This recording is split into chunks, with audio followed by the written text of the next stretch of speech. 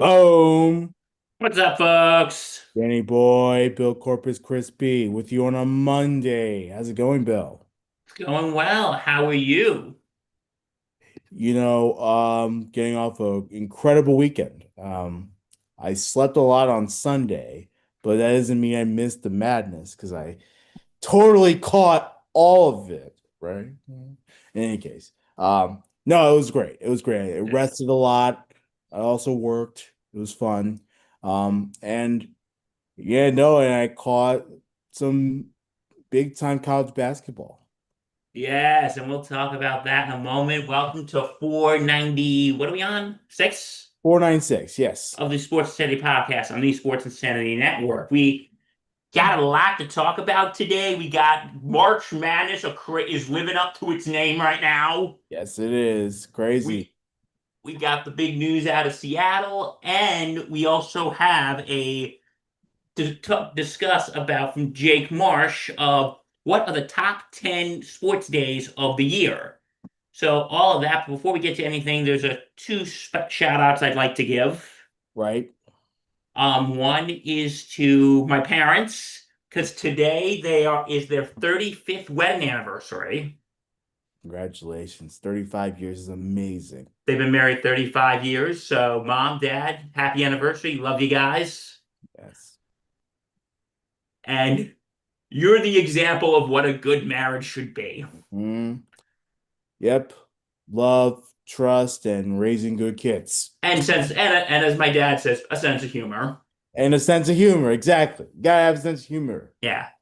in life. And the other shout out on a sadder note, a priest that I had met previously, his name is Father Fred. Unfortunately, he passed away this morning. But reason I wanted to bring him up on this podcast because I met Father Fred a couple years ago, and I asked him, Father, I said, Father, how long you been a priest? And he says, about 53 years. If I wasn't called to the priesthood, I'd be second baseman for the Mets. Oh, hey. And no, he was a big Met fan. There was actually a picture of him in with Mr. Met, and he said, "I've always been rooting for the." He said, "You want to know what faith looks like? I've been a Met fan since they became a team." Yeah. And I remember telling him, I said, "Father, I'm a Yankee fan," and he goes, "You're forgiven." Ouch. Nah, but he was a good man, and not sports related, but this was I remember this was in 2021. He said I had cancer, beat it. I had COVID, beat it. And I told my sister I had cancer, I had COVID, I'm ready for anything. And then I fell and broke my hip. He's like, God doesn't want me yet. Yeah, so he was a big Met fan, and father, you'll be missed. Rest in peace. And I don't want to say I hope the Mets win this year, but I hope they do good for you, Father. I hope they do. Yeah. Yeah, And so you'll be singing the "Oh My God" up in heaven. yeah, but yeah, rest in peace, Father Fred. And Isn't it better when the priests are sports fans? Because I then, know, right? like, just another thing to throw out there. No, Because because my priest now, he's actually a Yankee fan, so okay, yeah, so even better. we so we have some nice chats about that. And because it's funny, my church recently, I'm not going to say what it is, they did a raffle, and one of the prizes was a Yankee basket Okay. where you get Yankee apparel and tickets, two Oh tickets to a yeah. game of your choice. Yes, And yes, that's then even better. when I was last week after mass, when I was going down to the baskets, he looks at me. He goes, "I know what basket you're going for." Yeah. I'm like, "How do you know, Father?" He goes, "Because I know you." I'm like, "Dang, he's right." So yeah, well, I don't know if I won. They haven't called me, so I assume I didn't win. Right. But no. But if I did win, that would be amazing. Yeah. Yeah. So anyway, yeah, good when your priests are sports fans. So anyway, dude. Dude, what a weekend in March Hey Madness. man,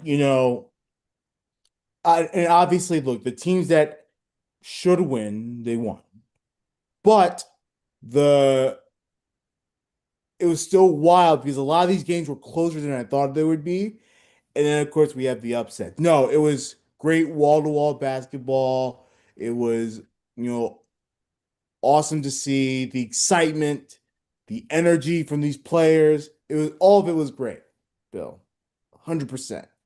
And yeah, man, we've now passed the first two rounds of the NCAA men's tournament, and we head to the Sweet 16 starting this weekend. So it's going to be fantastic, fantastic stuff uh, coming up. Very You, exciting.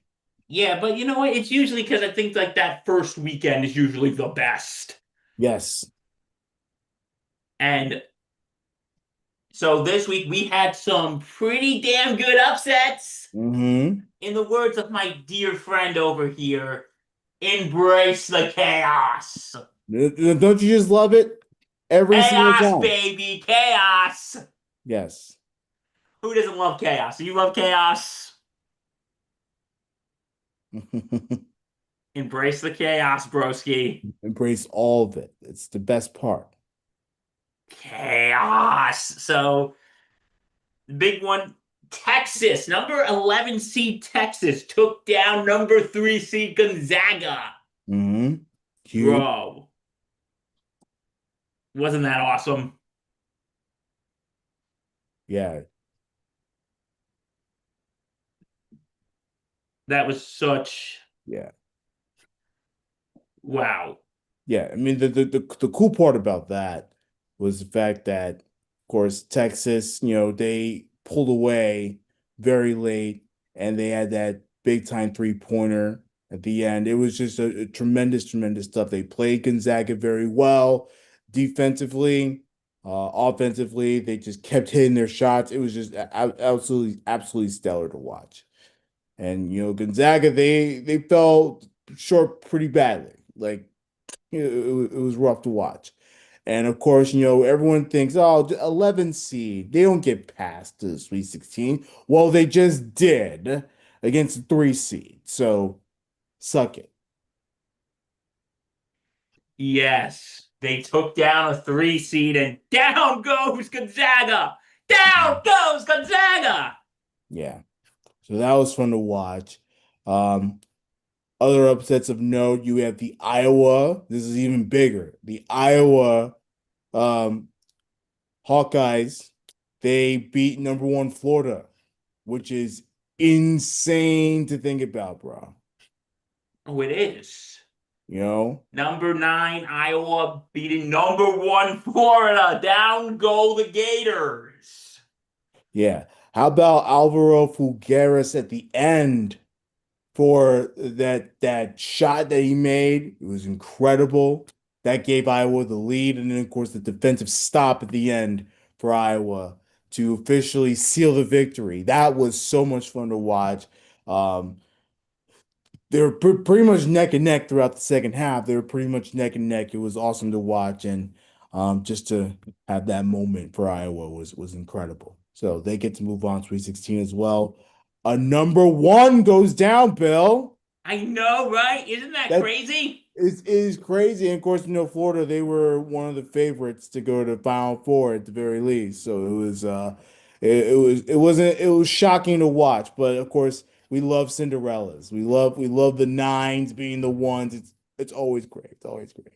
And always we love the 11s beating the 3s. Yeah, exactly. And then another thing about Florida, of course, they're the defending national champs, right? So, you know, so it's again always great to watch. So, yeah, down goes number 3 Gonzaga. Down goes number 1 Florida. And Mhm. I want to apologize to my buddy Dominic because he had Florida going all the way. Sorry, pal. Those are the breaks. Am I right, Reggie boy? Yeah, Am I right, Reggie? Like, yeah, those are the picks. I mean, look, look, sometimes you make the right pick, sometimes your picks fall through, you know. And look, while we would prefer a one seed to be in the mix in the Sweet 16, sometimes it's also pretty exciting to watch teams like Iowa do its thing. You know, not everything's about winning for the number one seeds. You know, yes, of course we want the top seeds to be in there, and then there will be a bunch of them, but it's okay It's to always have. fun to watch them go down. Yeah, it's okay. Like, it's okay to have something different too, you know? Yes. It's always fun to watch them go down. Yeah. So down go. So yeah, and also we got to talk about it. This wasn't like a huge upset.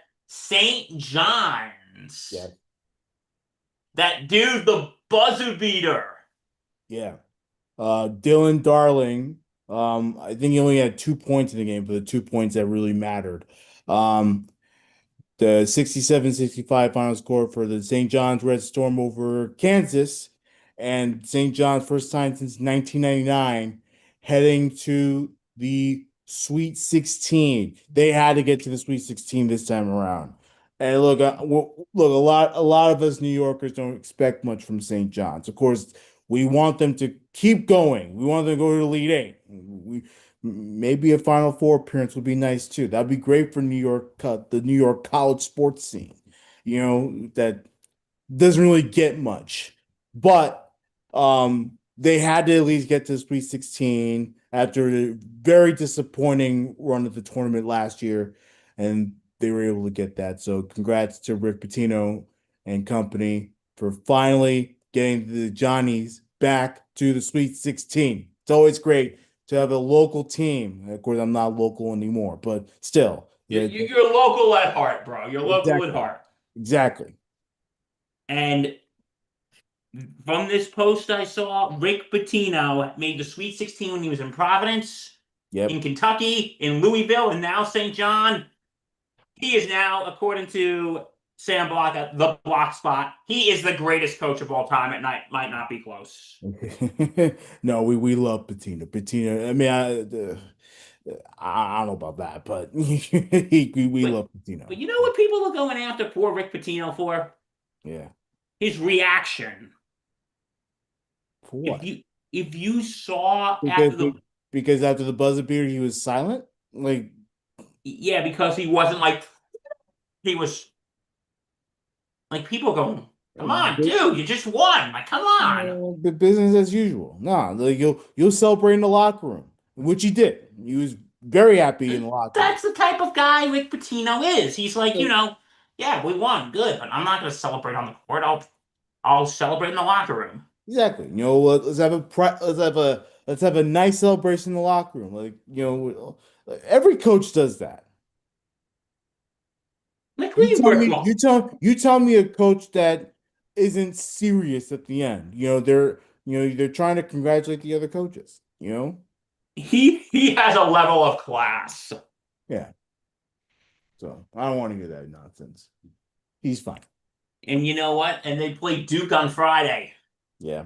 Can they be the ones to take down the Blue Devils? I mean, I'll be all over it. Probably not, but I'll be all No, over it. I actually think they could. I mean, look, Duke, I will say this about Duke. Um, Hate Duke. Me and most of America hates Duke. Reggie, I speak for the people.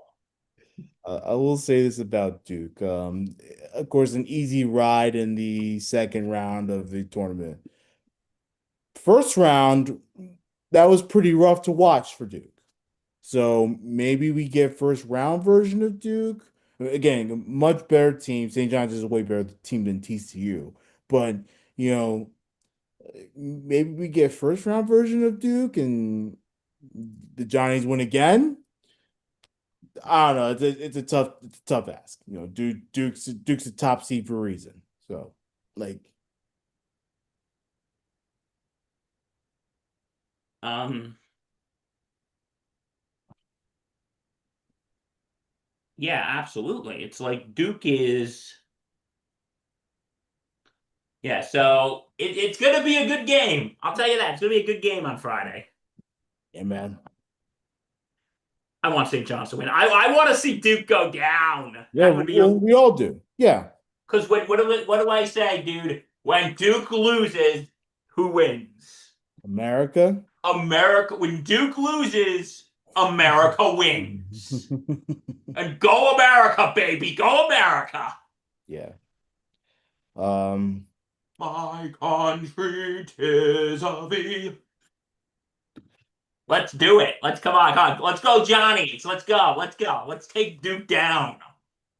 uh, America wants to win. All right.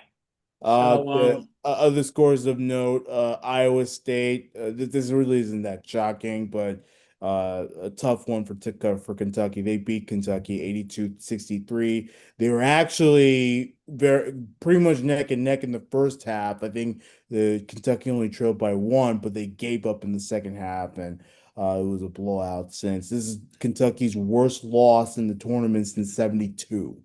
So t tough one there. Um, you want to talk about somewhat of another upset, Tennessee or Virginia? Virginia again, for whatever reason, Virginia cannot advance far enough into this tournament. Think they haven't advanced past the second round or something since they won it all in 2019. So it's always tough for Virginia, you know, and stuff. Uh, and then of course a bunch of blowouts. You had the Alabama blowout over Texas Tech, uh, UConn blowout over UCLA, all that stuff. So, but can't discount the excitement. That was pretty awesome weekend. First weekend, great wall-to-wall coverage, great upsets, great close games, a lot of close calls for top teams. That's what it's all about, baby. that's what it's all about, bro. All about the chaos. It is about the chaos indeed. So let's do it. Amen. Let's do it. I can't wait. Yeah. Um, And yeah, so Sweet 16 starts on Thursday. Sweet 16 starts on Thursday, and Sweet 16 is on Thursday and Friday, and Elite 8 is on Saturday and Sunday. Hmm. And dude, before you know it, ladies and gentlemen, your final four. No, dude, next Monday, we will have our final four. Yeah. So let's do it, broski. Yep. Like you said, the Johnnies play Friday. There'll be the 7-10 game in Washington, D.C. Um, Crazy stuff. We're we're we're, Crazy shit, bro. we're pumped up. We're very pumped up. Um,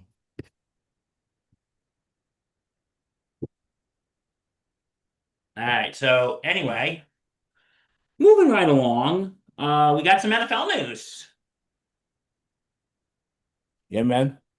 We got some NFL news. We Jackson Smith Njigba,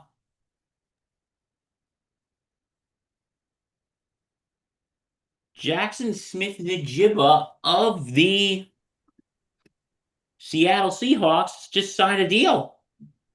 Yeah, yeah, massive deal for JSN. He gets a 4-year, 168.6 million dollar contract extension, makes him the highest paid wide receiver in NFL history. The deal averages around $42 million per year and over $120 million guaranteed. Again, setting records for the wide receiver position. Of course, now officially tied to Seattle to 2031 because last week, Bill, he actually got his 5th year option picked up as well. So he's really here for another like 5 years or so. So it's an incredible deal for Jackson Smith and Jigba. And um, of course, look, he had an incredible 2025. He's been on the come up since he got here. He was easily one of the best wide receivers in his draft, that 23 draft, which of course, like I said, had an incredible amount of talent. Um,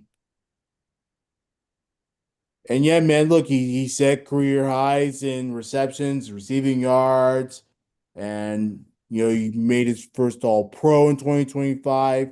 So he has really risen to top tier wide receiver status, if not the best wide receiver in the game. So, and you'll be Sam Darnold's weapon for a long time now. So it's going to be incredible to watch him and him dominate the NFC and stuff. Yeah. 4 years, $168.6 million dollars. Yeah. So, And he deserves it. He oh, deserves it. absolutely. He deserves every penny of it. It helped the Seahawks get to a Super Bowl champion. And you know, for the longest time, Seattle, not that they were, you know, out of the graces of the NFL, they were out of the circle. But for a while, Seattle, it was tough to watch. Some of the wide receiver play, other than Metcalf and stuff. But but now they have clearly some of the best wide receiver play in the game. They have great running game. Like everything about the Seahawks right now is looking really, really spectacular following their Super Bowl win. So no, I'm very happy for the fans of Seattle, happy for JSN, and he gets to be Seahawk basically for his career. Let's be real about Oh, yeah, absolutely.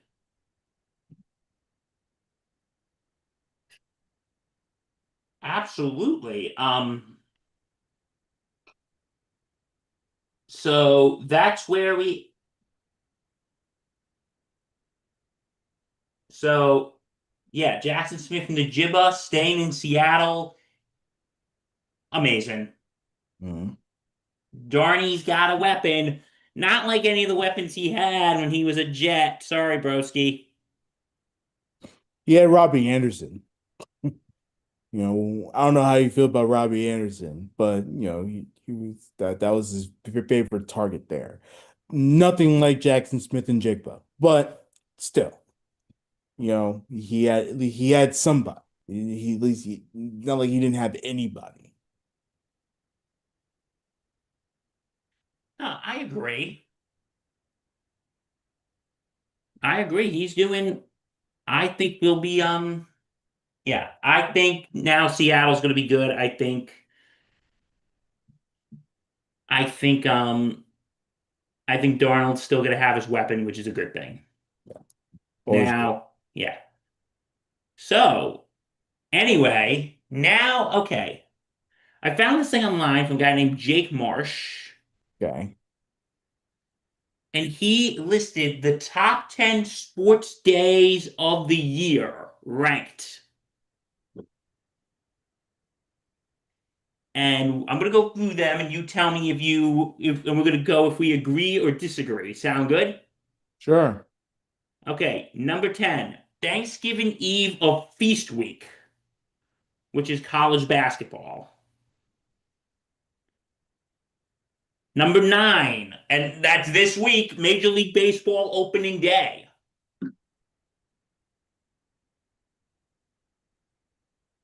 Number 8, Thanksgiving with an NFL triple header and college basketball. Coming at number 7, Christmas Day, when we have 2 NFL games and 5 NBA games. Coming at number 6, College Football Playoff, which is on New Year's Day. 5, that one loaded slate, college football slate in October, November. Yep. 4, the Sunday at the Masters. 3, the Friday of the March Madness round of 64. Number 2, NFL Sunday, week 1. And number 1, drumroll please, Thursday of the March Madness round of 64. So, Reggie, my boy, what do you think? Opening day should be number one. Opening day should be number 1? I'm sorry. Like this clearly this guy has no idea what the hell he's talking about. Like, baseball's opening day is everything about America. I would put, no, I agree with you. I would put opening day at number 1. Yeah, I would actually just combine the round of 64 into one, so I put that at number 2. sure. Okay, no, I'll put Thursday at number 2 because that's like the beginning of everything. I'd put NFL Sunday week 1 at number 3. Okay. I would probably put Thanksgiving at number 4.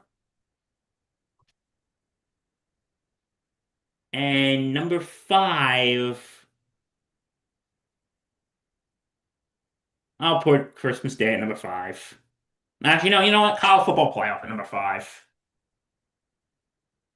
College That would, football playoff is last for me. I'm sorry. Like it's last. Like you can't, you know, not that I don't care about the college football playoff, but it's not as you can't you tell don't me care about the college football playoff. it's not as exciting as opening day.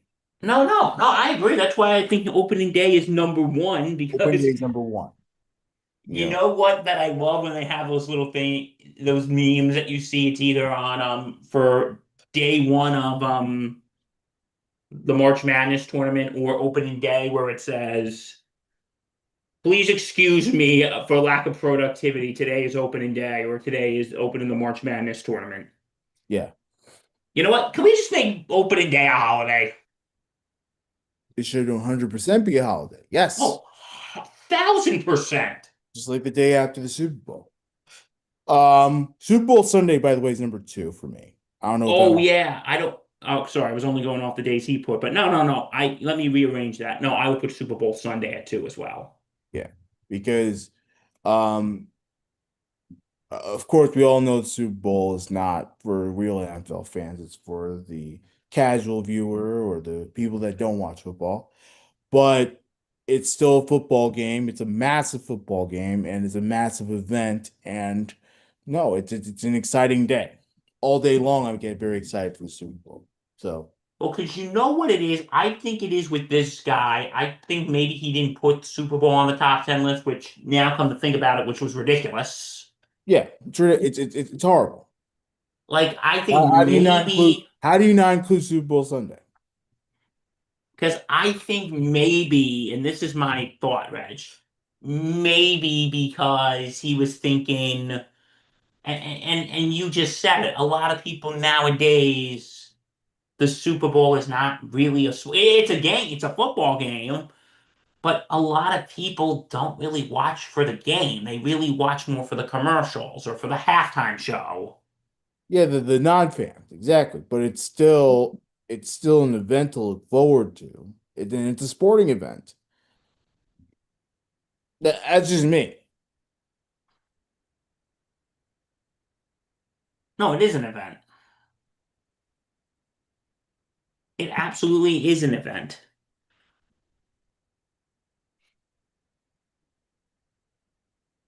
So, yeah, but no. But I will agree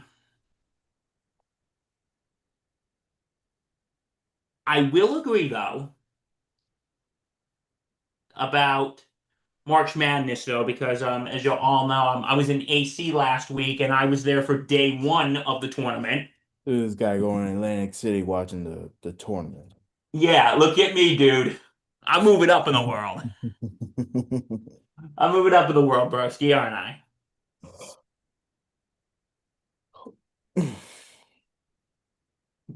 But I was there, and dude, it was insane, Yeah, insane in the membrane. I believe it. Like, Just because the hotel I was staying at, I'm not gonna say what it was because I don't want to, we're not sponsored. yeah, No, because there was a sports bar in like the atrium there, and that place was packed. yeah, Like that place was absolutely packed.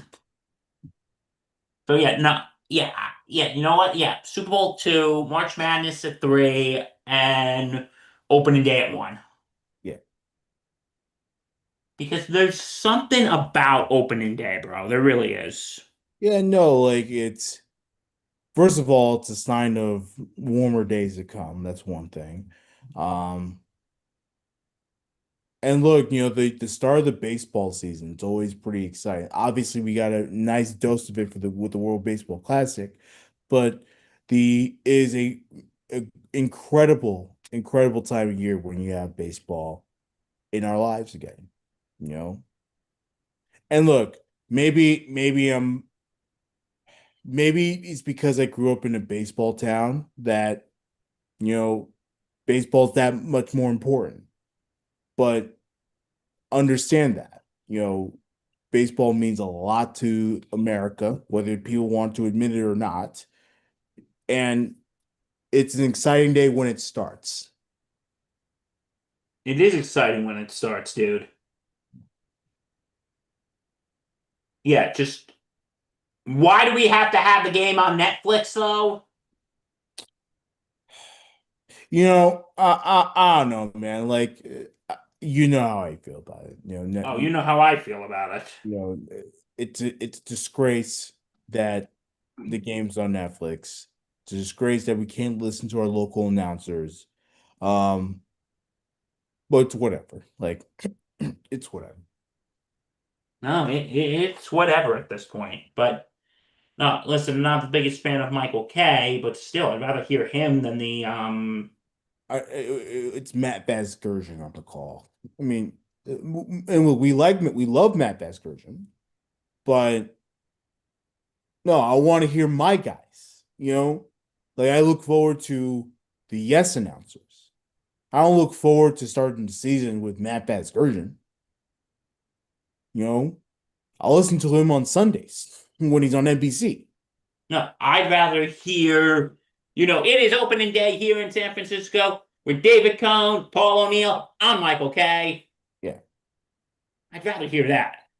you know, yeah, no, like just like the Tigers fans, obviously they're going to get a lot more of Jason Benetti this season because he's the Sunday night guy.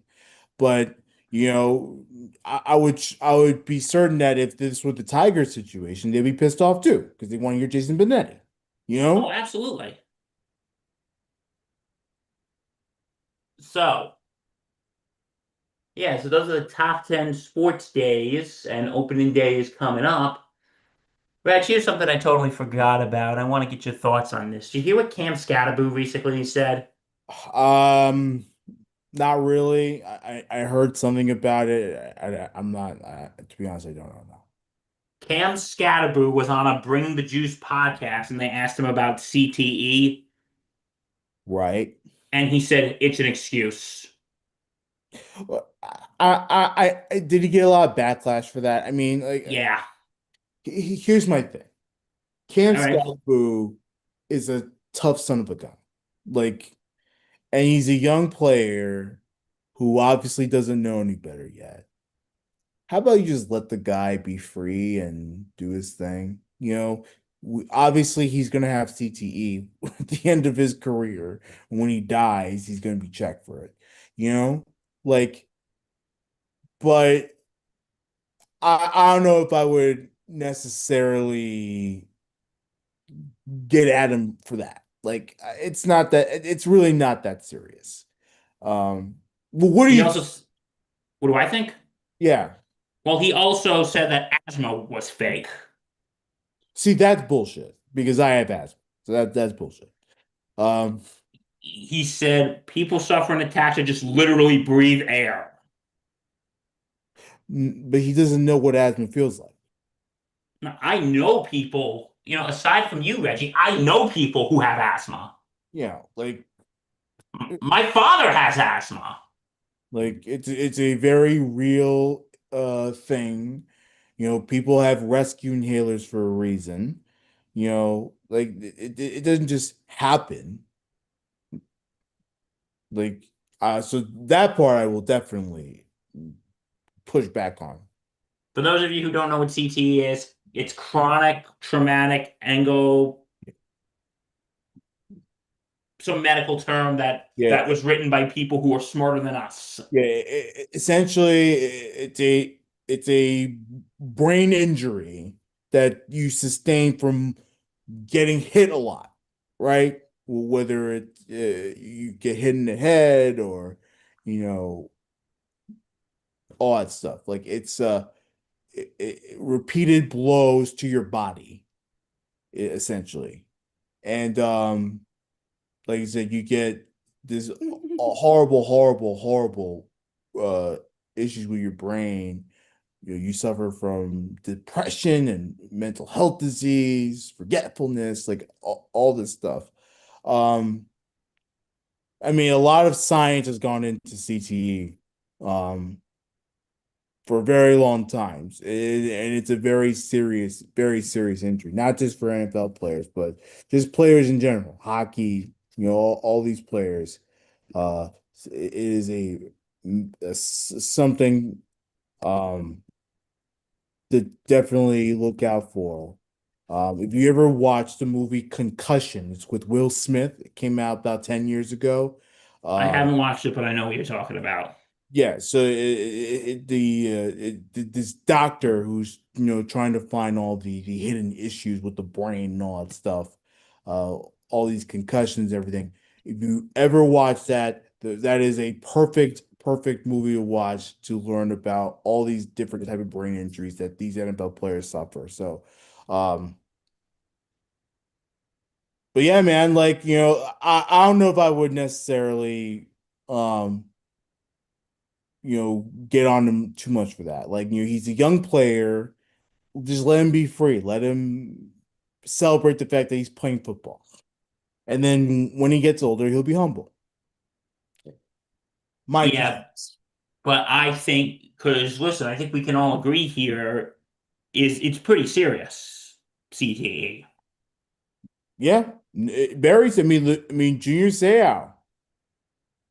He's a prime example of someone that was perfectly fine going into his football career, had the best upbeat attitude of anyone, and then towards the end of his life, before he committed suicide, like he was angry, he was non-existent to his family, like he wouldn't even talk to anybody that he loved.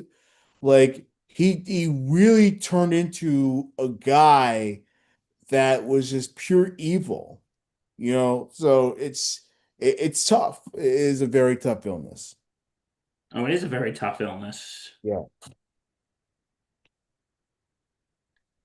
It is an extremely tough illness. And So, it affects everybody differently. That's another thing that we have to point out. So, you know, stuff. yeah, it is very tough. Um, yeah, so yeah, Cam Scadaboo, he did apologize. The joke was tasteless, but you gotta watch what you say here, broski. You gotta watch what you say. Yeah, obviously you don't want to offend people, but at the same time, it's also not I feel like, you know, for someone like Cam Scadaboo that doesn't know any better, I would much rather allow him to be free, let him be ignorant, and then once he develops CTE in his lifetime, because he will, he'll be humble about it. So that's why that's just again my perspective. Bill obviously doesn't have to agree with me, and I think he need. And, because there needs to be better testing for CTE. I think that's Oh, something you oh, and I can absolutely agree on. 100%. And look, there has been better testing because there's been more money going into this type of science. You have NFL players willing to donate their brains at the end of their lives to check for all this stuff. And obviously, one another big thing about CTE is that it's diagnosed after you're dead. Yeah, that's the big problem. So like they're trying to figure out how to diagnose it while you're alive and then find treatments for it. Which of course is that's like the next phase of everything, which is again uh light years away, but still like all this technology and everything, all the advancements in medical, like it wouldn't shock me if in our lifetimes we ended up finding the root cause. And obviously we all know that again blows to the head and everything, but we find that little thing that can identify it quickly and then we can treat it. Oh, absolutely. Because, yeah, there's got to be better research on this because CTE does not show up until like literally after you are dead. Yeah, well, it's certainly with you while you're alive, but you can't diagnose it until you're dead. That's again part that just never really understood. So So, so yeah, there we go. Scataboot, dude. Watch what you say. All right, dude. I think that's it.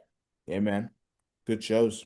Yeah, for if you want to see more, like, why wouldn't you? Because isn't this content amazing? Mhm. Go to www.vsportssocietynetwork.com. Check out our blog, our podcast available on all platforms. Check out our history. If you want to check us out here on YouTube, like, comment, subscribe, and hit that bell. And don't forget to check out Bomber's Banter that we're going to be doing sometime today. Yeah, I was thinking sometime in the evening. Yeah, sometime in the evening. So from all of us here at Sports Insanity Network, for Danny Boy Reginald, I'm Bill Corpus Crispy Murphy.